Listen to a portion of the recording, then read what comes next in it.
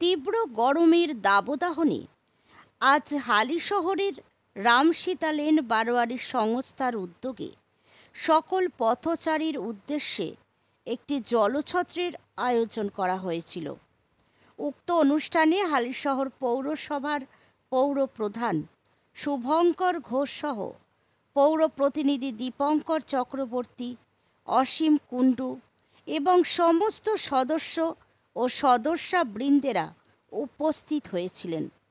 দেখুন তারই কিছু ঝলক এনএন বার্তায়।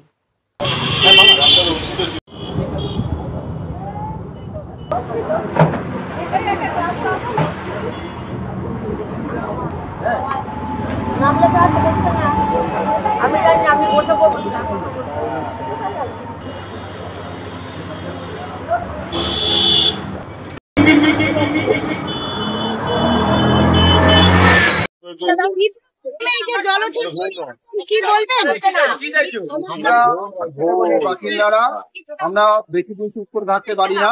আমাদের মধ্যে সবসময় এটাই ইতিহাস জাগে কোনো কর্মকাণ্ডের নিজেদেরকে যুক্ত করা।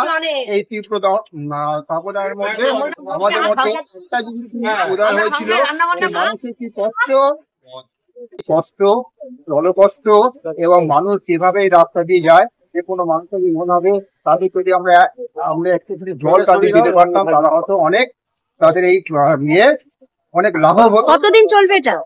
আমাদের ইচ্ছা আছে অন্তত 3টে দিন আমরা চালাই, তার মানে একটা অনেক বড় ব্যবস্থা যদি যেতে হয়, তো আমরা 3 দিনের জন্য আপাতত টার্গেট করেছি। আপনার নাম? আমার নাম প্রভাত বৈরাগী।